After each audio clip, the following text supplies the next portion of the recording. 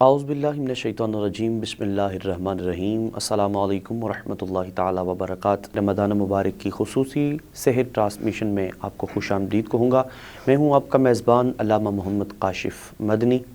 ناظرین، آج جو اسٹوڈیو میں میرے ساتھ جو مہمان تشریف فرمائیں، سب سے پہلے آپ کا تعارف کرواتا چلوں اور پھر انشاءاللہ عز و جل ہم آگے چل کے آج کا جو ٹاپک ہے اس کے اوپر بھی بات کریں گے اور ساتھ ساتھ ہم اپنے مہمانوں سے حضور علیہ الصلوۃ والسلام کی نعت بھی سنیں گے۔ میرے ساتھ معروف نعت خان، حضور علیہ الصلوۃ والسلام کی خوبصورت نعت پڑھنے والے ملک پاکستان کا چمکتا دمکتا ستارہ میری مراد سید محمد علی شاہ صاحب تشریف فرمائیں۔ آپ کو خوش آمدید کہوں گا۔ السلام علیکم ورحمۃ اللہ۔ آپ کے ساتھ حضور علیہ السلام کی خوبصورت نعت پڑھنے والے میری مراد جناب نعمان علی ہاشمی صاحب گولڑوی، آپ تشریف فرمائیں۔ آپ کو بھی خوش آمدید۔ السلام علیکم ورحمۃ اللہ۔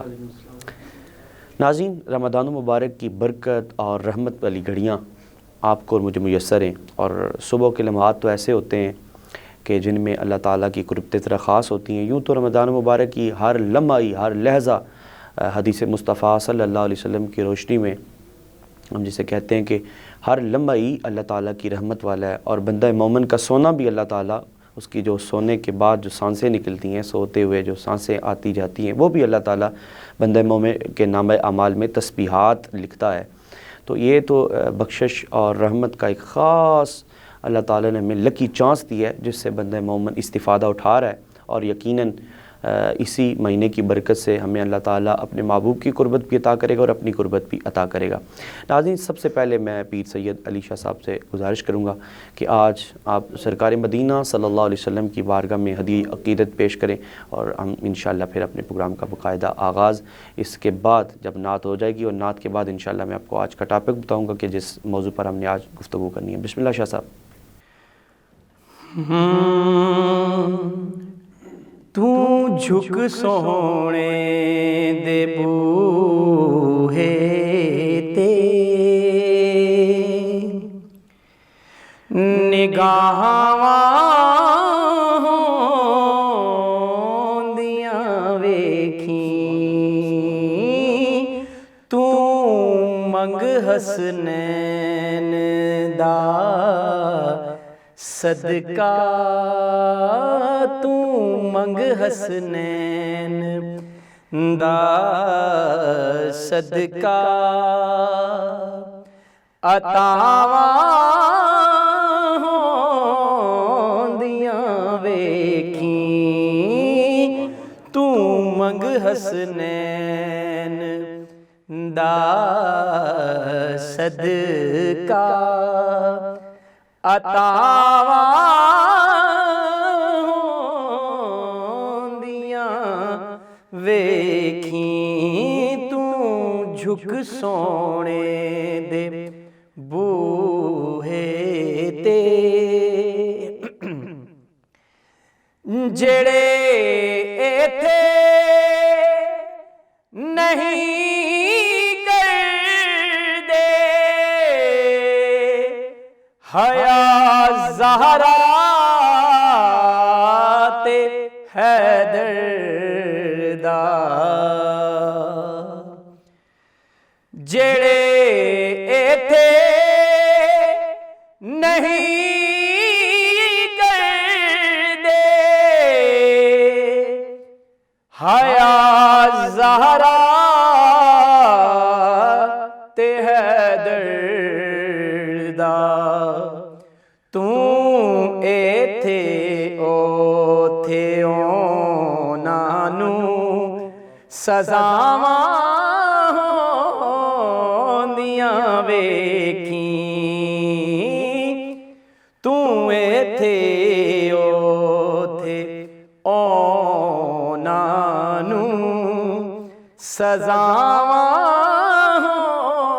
ہوندیاں ویکھیں۔ اور علامہ صاحب بڑا خوبصورت شعر، تو گھر وچ درس دے کر بی بی زہرا دے پردے دا، تو گھر وچ درس دے بی بی زہرا دے پردے دا تو پیدا اپنی دھیاں وچ حیاواں دیاں ویکھیں تو پیدا اپنی دھیاں وچ حیاواں دیاں ویکھیں حیا کر اس دھرتی تے نبی دی آل دا بندیا حیا کر اس دھرتی تے نبی دی آل دا بندیا قبر وچ اپنیاں بندیا قبر وچ اپنیاں بندیا حیاواں ہوندیاں ویکھیں قبر وچ اپنیاں بندیا حیاواں ہوندیاں ویکھیں۔ علامہ صاحب ایک اور بڑا خوبصورت شعر، حسین ابن علی دا بن تے لعنت کر یزیداں تے حسین ابن علی دا بن تے لعنت کر یزیداں تے تو نیڑے رب دیاں بندیا تو نیڑے رب دیاں بندیا رضاواں ہوندیاں ویکھیں تو نیڑے رب دیاں بندیا رضاواں ہوندیاں ویکھیں۔ اور بڑا خوبصورت مقطع، حشر دے روز جد آنا نبی لجپال نے عاجز حشر دے روز جد آنا نبی لجپال نے عاجز تو دھوپاں جاندیاں ویکھیں تے چھاواں آندیاں ویکھیں تو دھوپاں جاندیاں ویکھیں تے چھاواں آندیاں ویکھیں تو جھک سونے دے بوہے تے نگاہاں آندیاں ویکھیں تو منگ حسنین دا صدقہ عطاواں آندیاں ویکھیں۔ ناظرین، قبلہ شاہ صاحب بڑی خوبصورت اور احسن انداز سے نعت رسول مقبول صلی اللہ علیہ وسلم پیش فرما رہے تھے، اور یقیناً بہت لطف آیا۔ یقیناً آپ بھی جب یہ سن رہے ہوں گے تو یقیناً بہت محظوظ ہوئے ہوں گے اللہ تعالیٰ سے دعا ہے اللہ تعالیٰ قبلہ شاہ صاحب کی آواز انداز میں مزید برکتیں عطا فرمائے۔ ناظرین، میں جیسے شروع میں بات کی کہ آج کا جو ٹاپک ہم زیر بحث لے کر آئے ہیں وہ امیدی اور نا امیدی کے حوالے سے ہے۔ جس طرح آپ نے دیکھا کہ قرآن مجید کا مطالعہ کریں تو جہاں پر اللہ تعالیٰ نے کسی رحمت کا حوالہ دیا، کسی رحمت کی طرف توجہ دلائی، وہاں امید دلائی، اور ساتھ ہی نا امیدی سے جو شخص نا امیدی کرتا ہے اس کی مذمت بھی کی اللہ تعالیٰ نے۔ امید کی طرف اللہ تعالیٰ نے زیادہ توجہ دلائی۔ کریم آقا صلی اللہ تعالیٰ علیہ وسلم کا ارشاد گرامی ہے، حضور علیہ السلام نے ارشاد فرمایا کہ جب بندہ اللہ تعالیٰ سے امید رکھتا ہے، کسی چیز کی توقع رکھتا ہے اور کوئی چیز طلب کرنے کی کوشش کرتا ہے تو میرا رب اس کی امید کے موافق جیسا وہ طلب کرتا ہے، جیسے وہ سوچ رکھتا ہے، اللہ تعالیٰ ایسے ہی اسے عطا کرتا ہے۔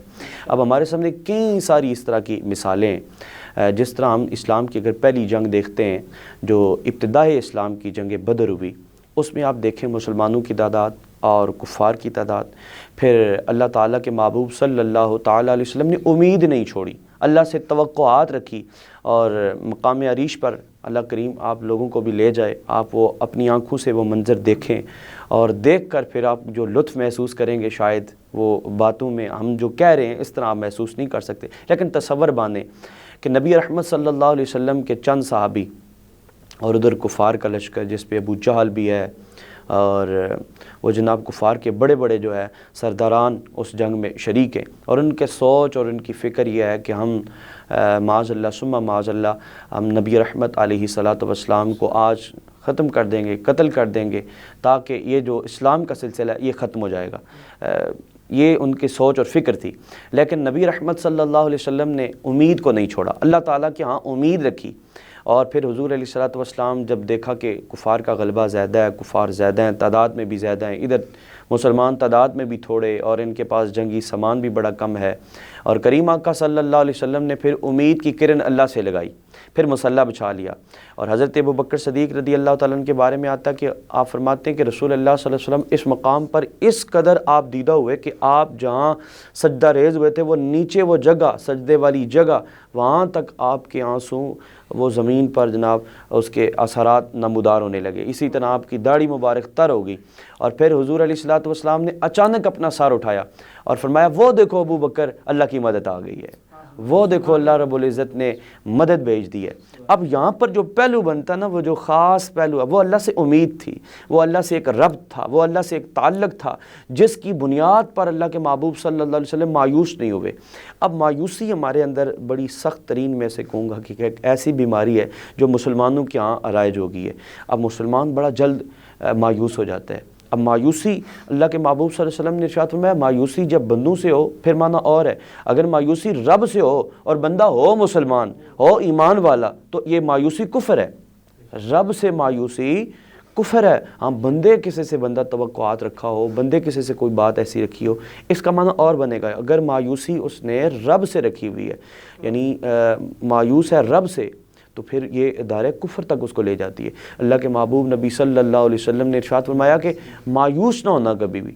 اور مومن کے بارے میں، اچھا مومن کے خاصہ ہے شاہ صاحب، مومن کے خاصہ ہے کہ مومن اللہ سے نا امید نہیں ہوتا، مومن ہمیشہ اللہ تعالیٰ سے توقعات رکھتا ہے، اور چونکہ کیوں نہ رکھے اللہ سے توقعات، اس کا اور کوئی ایسا در ہے ہی نہیں ہے کہ جس در سے اس کی حاجت روائی ہو، یا نبی اکرم صلی اللہ علیہ وسلم کے در سے اس کی حاجت روائی ہوتی ہے، یا خدا اس کی حاجت روائی فرماتا ہے۔ یعنی یہ جب محبوب کریم نبی صلی اللہ علیہ وسلم کا یہ محب ہے، حضور سے محبت کرنے والا ہے، حضور کی آل سے محبت کرنے والا ہے، آپ کے صحابہ کو چاہنے والا ہے، اور پھر جب نظریں اس کی رسول اللہ صلی اللہ علیہ وسلم کے در پر ہوتی ہیں، پھر اللہ رب العزت کا فرمان بھی ہے جو میرے محبوب کے در پر آ گیا یا میرے محبوب پر جس نے نظریں رکھی، اللہ اس کو کبھی مایوس نہیں کرے گا، رب اس کو ذلیل و رسوا نہیں کرے گا، بلکہ محبوب کی وجہ سے اللہ اس کو عزت و افضوئی عطا فرمائے۔ اچھا ہمارے سامنے ایک میں قبلہ شاہ صاحب ایک پڑھ رہا تھا کہ حضرت شیخ سعدی شرازی رحمۃ اللہ تعالیٰ نے ایک حکایت لکھی۔ اب کہتے ہیں کہ ایک چونٹی وہ ایک پانی کے اندر نہ کنویں کے اندر گر گئی۔ اب کنواں کتنا گہرا ہوتا ہے بہتر سمجھتے ہیں، تو ایک روایت میں آتا ہے کہ چونٹی کے بارے میں آپ نے لکھا، اور ایک میں آتا ہے کہ کچھوا یا کوئی اس طرح کی چیز تھی کہ وہ جو گر گئی پانی میں، یا بچھو کے غالباً آتا ہے۔ بہرحال جو مقصود نصیحت ہے وہ مقصود پہنچانا آپ لوگوں تک ہے، وہ مثال جو انہوں نے اہل ایمان کے لیے کی جس سے آپ اور میں سبق حاصل کر سکیں. اچھا وہ بار بار کوشش کرتی ہے کنویں سے باہر آنے کی. جو ہی وہ باہر آنے کی کوشش کرتی ہے پانی کا جھونکا آتا ہے یا وہ جناب تھوڑی کوشش کر کے آدھے تک پہنچتی ہے پھر گر جاتی ہے نیچے, پھر گر جاتی ہے, پھر گر جاتی ہے. حضرت شیخ سعدی کہتے ہیں کہ میں کافی دیر دیکھتا رہا اور اس نے بڑی کوششیں کی, حتیٰ کہ 70 مرتبہ اس نے یہ کوشش کی, اور ایک روایت کے اندر آتا ہے کہ اس سے بھی زیادہ کوشش کی. کوشش کرنے کے بعد بڑی دیر کے بعد آخر وہ کامیاب ہو گئی, باہر نکل آئی. اب وہاں پر جو آپ کو اور مجھے اس حقائق سے سبق میسر آتا ہے وہ یہ ہے کہ انسان ایک دم مایوس ہو جاتا ہے, ایک دم. اب دیکھیں نا, ایک شخص ہے جناب, وہ کوئی کاروبار کر رہا ہے, کوئی ایسا معاملات اس کے اچانک اگر لاس آ جاتا ہے اس کاروبار میں, اس کو نقصان واقع ہو جاتا ہے, اب وہ ایک دم جناب گریزی ہو جائے گا, وہ اللہ تعالیٰ کے ہاں اللہ کے گلے کرنا شروع کر دیں, معاذ اللہ ثم معاذ اللہ. جس رب نے اس کو سب کچھ دیا ہے, جس رب کا دیا ہوا سب کچھ اس کے پاس موجود ہے, ایک مال چلا گیا یہ رونا شروع کر دے گا. اور خدا کے بندے یہ تو دیکھ, اگر تیرے پاس سے مال چلا گیا, اللہ تعالیٰ نے تجھے اولاد تو دی ہے نا, اور تیرے پاس سے مال چلا گیا, عزت تو تیری محفوظ ہے نا. مال چلا گیا ہے, تیرے پاس جناب رہنے کے لیے گھر تو موجود ہے. اگر مال کی کمی آ گئی ہے, اگر رزق میں کمی واقع ہو گئی ہے, تیرے پاس باقی سہولیات تو موجود ہے نا. اعلیٰ حضرت عظیم البرکت کی مجھے یہاں ایک بات یاد آتی ہے. آپ ایک دفعہ نماز پڑھا رہے تھے اور نماز پڑھانے کے بعد کوئی بندہ آپ کی جوتیاں اٹھا کے لے گیا. ایک تو جناب کافی پریشان ہوئے, جوتی کوئی اٹھا کے لے گیا. اور آج کل بھی دور حاضر میں بھی ایسا بڑا ہوتا ہے کہ جناب وہ مساجد میں اچھی جوتی پہن کے جاؤ تو آپ اٹھا کے لے جاتے ہیں.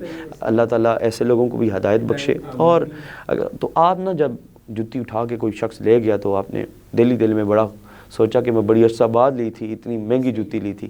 تو آپ تھوڑا سا آگے چلے تو دیکھا کہ ایک شخص ایسا ہے کہ جس کی ٹانگیں ہی کوئی نہیں ہے. تو آپ اسی وقت سجدے میں گر گیا. آپ نے ارشاد فرمایا کہ اے اللہ عز و جل, تیرا شکر ہے کم از کم میرے پاس جوتی نہیں تو پاؤں تو موجود ہے نا. تو الغرض کہنے کا مقصد یہ ہے کہ ہم اتنا اللہ رب العزت سے نا امید ہو جاتے ہیں کہ ایک چیز کی کمی اور باقی جو اللہ تعالیٰ نے 70 سہولیات ہمیں عطا کی ہیں ان کو ہم بھول جاتے ہیں اور ان پر ناشکری کر رہے ہوتے ہیں. اور پھر بالخصوص جناب ہم پھر وہ رب کا گلہ کریں. ایک تو ہوتا ہے بندوں کا گلہ, بندوں سے گلہ, اللہ بندوں سے بھی گلہ نہیں کرنا چاہیے.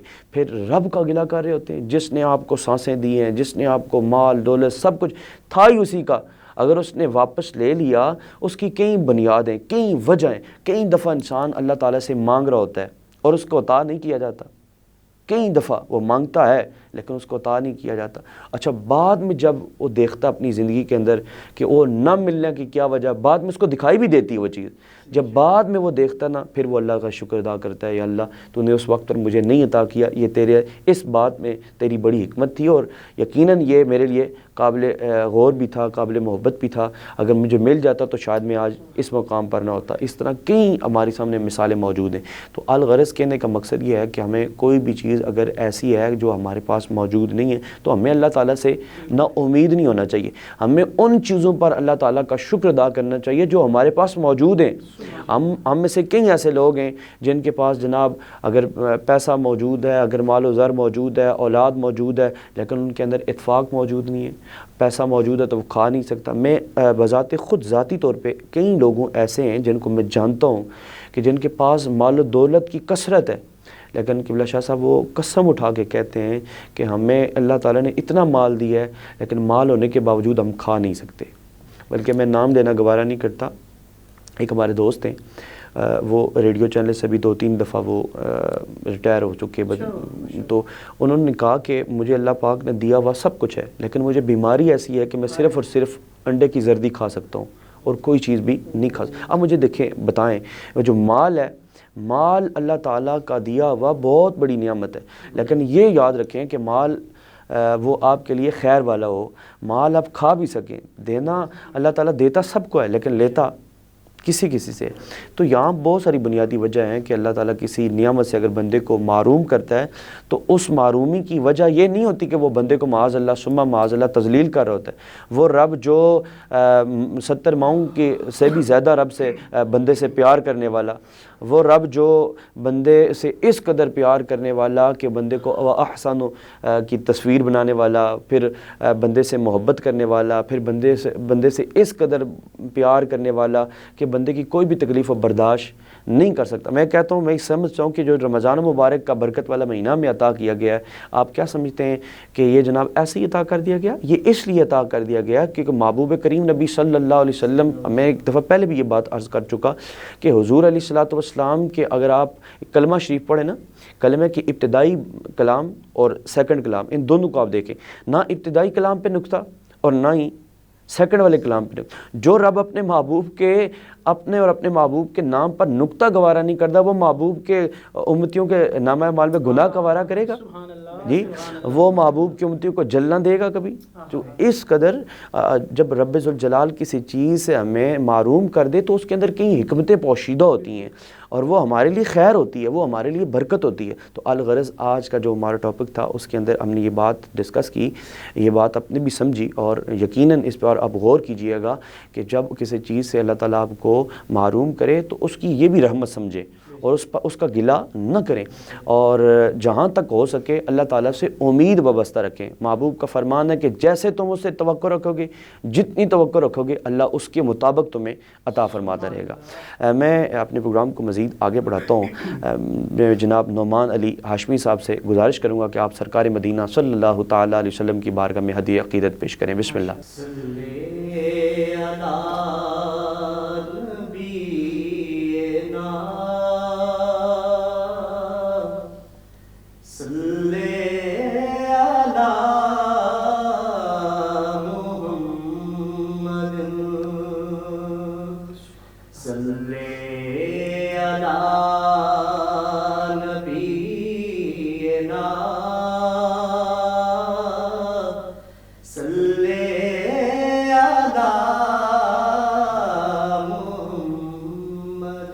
سبحان اللہ.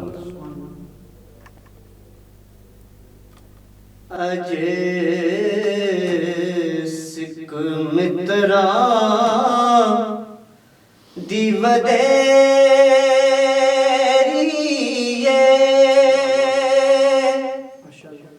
کیوں دلڑی اداس گنیری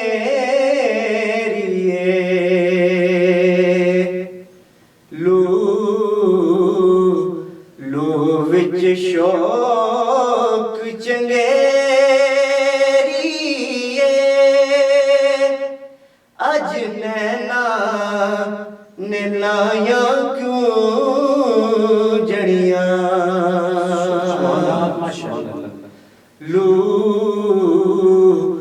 لو وچ شوق چنگیری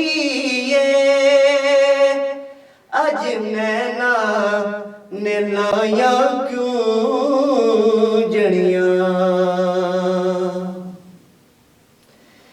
اس صورت نو میں جانا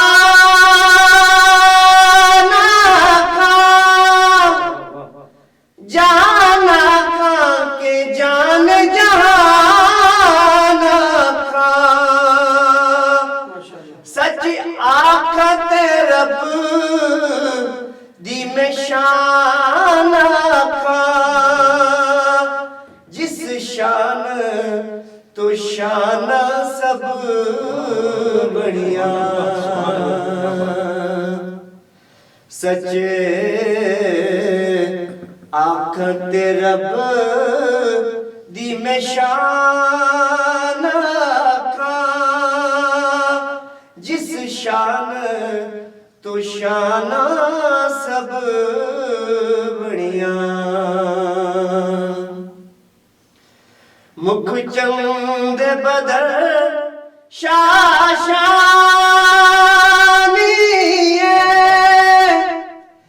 متھے چمکے لاٹ نورانی کالی زلف تے اکھ مستانی